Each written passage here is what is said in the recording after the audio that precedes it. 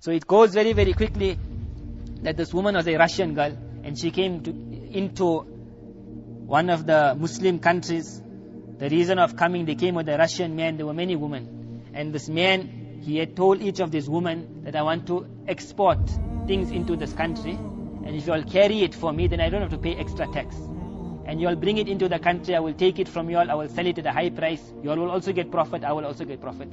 All these women ready to make some business, they all accompanied him. A great group of women. When they reached there and they brought all the goods in and they had given it over to him, then he says that something else came in my mind now. You all want to make more money. So many of the women were happy to make more money. Some of them were shocked. What must we do? He says, very easy. In this land there are many people who want women. So all you have to do is sell your body. And they were Russian women. And they had no iman. So what was it for them? Sell your body and you'll make high amounts of money. So majority of the women who were with him, this woman says all of them accepted. Only in her heart it became this felt that how can she sell her body? So she told him, I'm not ready. He told this woman that if you're not ready to listen to me, then you're not going to make it in this country. No one is going to look after you, no one's going to help you. You will have a very hard time in this country and you got no money, and I'm not going to give you anything to go back home also. So it's coming in this woman now what to do. So it came in her heart that get away from you. So she grabs her passport and starts running. While running, this man screams out from behind that you won't be able to go anywhere and no one will look after you. If you got any problems, you come back to me. My door is always open. But she runs and she runs and she runs. The person relating the incident says, I was walking with my sisters and my mother, and you see this woman running to us, and she's looking terrified. So she stops and she speaks in Russian, and obviously we do not understand Russian. And then she asks, do you know English? We knew English.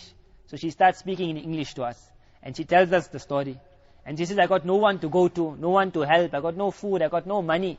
And her clothes also were very scantily dressed also. She was a Russian woman.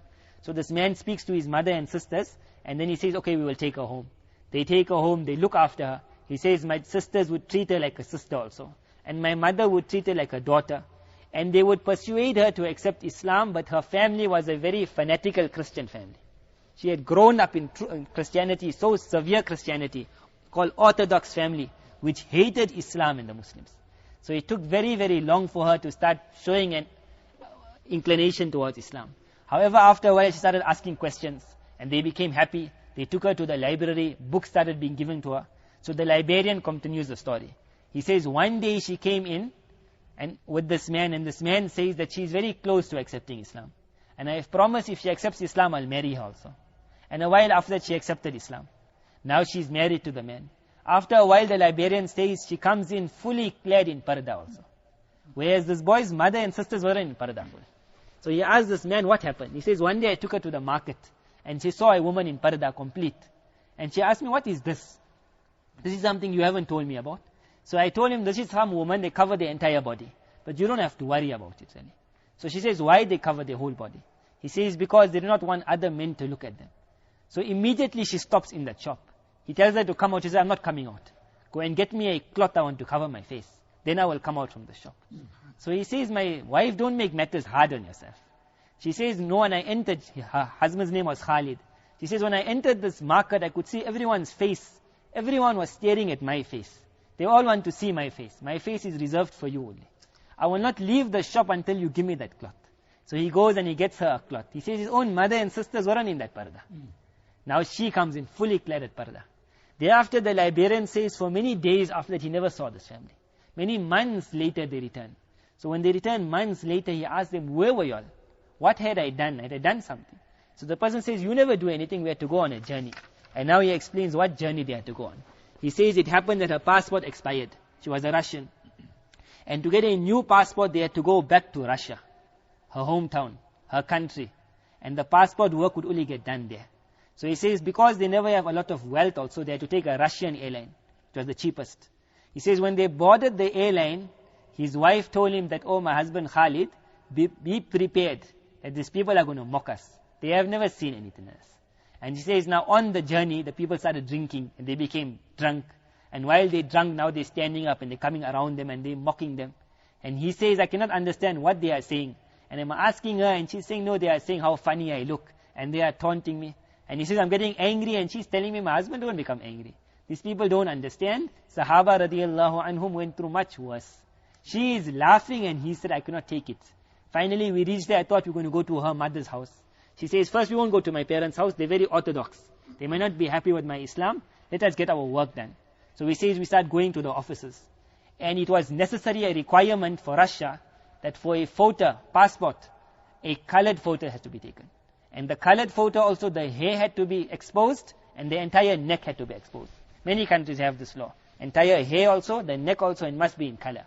So my wife, she had a black and white photo. And she was not ready now to go for this colored photo and to show her hair also and to show her neck also. So the first office that we come to, the person, they says, I cannot give you all what you all want. The requirements of the photo is not, we need the requirements of the photo. He says, I'm telling my wife that Allah hasn't made it difficult on any believer. And this is the masala. If there's extreme need also, you can give in. But when the sweetness of iman comes in someone's heart, then they're not ready for all this. Yeah? So she says, no. So they call the manager, the main person, and she speaks to him. And he also says the requirements must be met. She said, I'll never give in. He says, then you must go to another office. They go to another office, another office, another office. Finally, someone says, if you want to, you'll have to go to Moscow now. Very far away. There is a central office and there you can go sort your matter out. So he says, I'm telling my wife, why are you putting us through so much difficulty? She says, I'll never give in. So he says, we go on to Moscow. When we come to Moscow, he says, the worst man we met there. The main person was the worst man.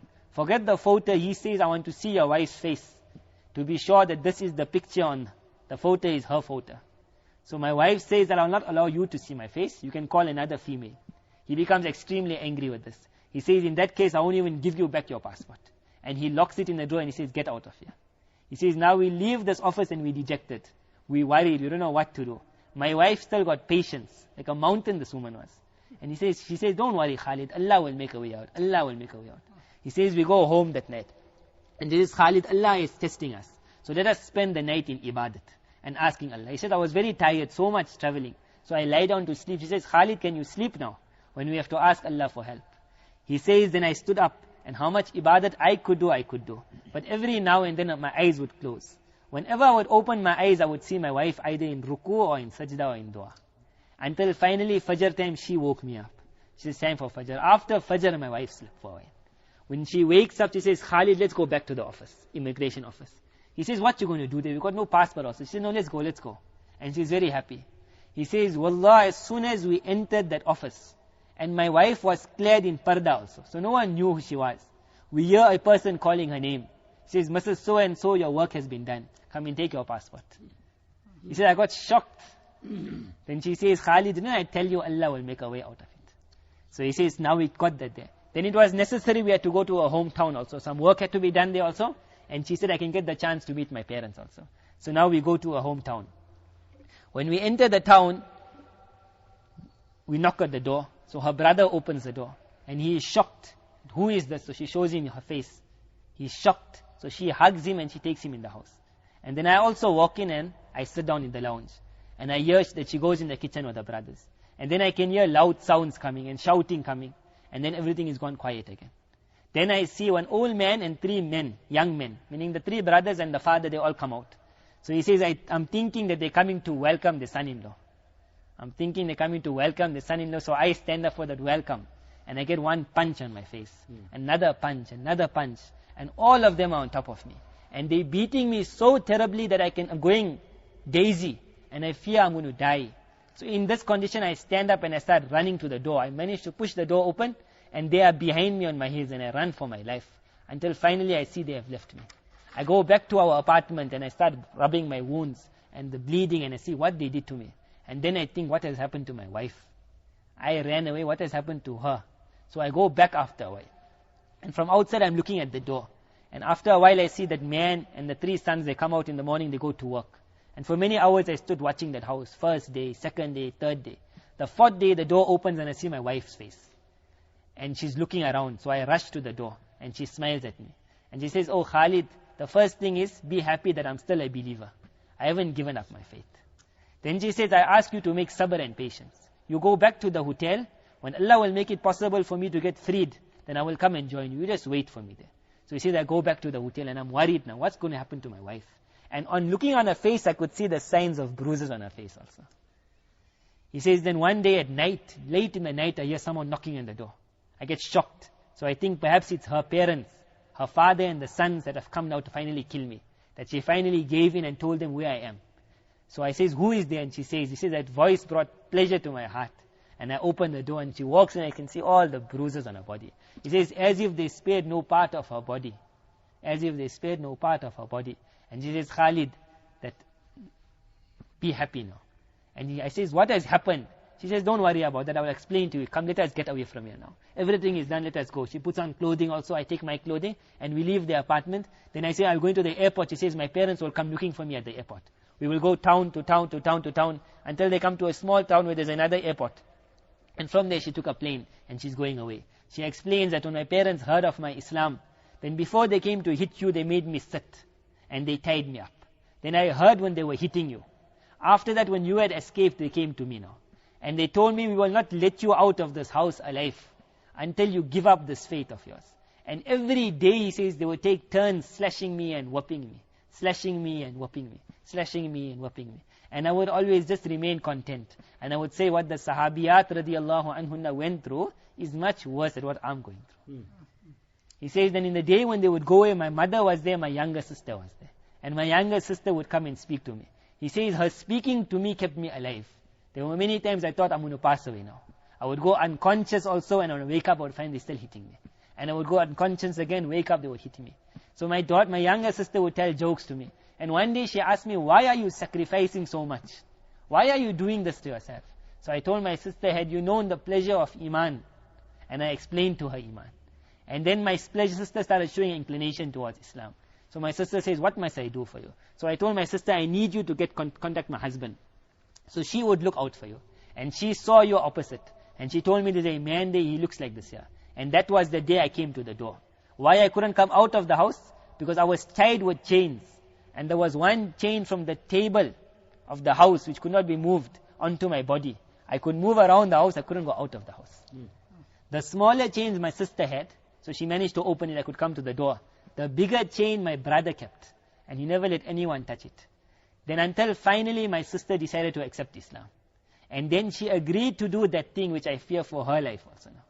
And what was that? One night she gave beer, liquor, alcohol to all of them in the house. And she made them drink and drink until they were completely intoxicated.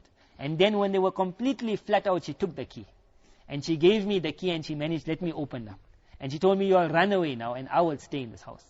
And I told her, please don't tell them you are a Muslim. Otherwise they'll do the same thing what they have done to me to you. Hide your Iman until Allah will make some way for you to join us. The story ends here and the boy says, what has happened to your sister? So she says that make dua for her also now. Because when they're going to wake up, who are they going to take their fury out on that girl in the house? But this is the taste of Iman. When the taste of Iman comes, what happens to a person? How much do they sacrifice? Now we should look at ourselves. How many years we are Muslim? And if a masala like this has to come, what will be the first thing?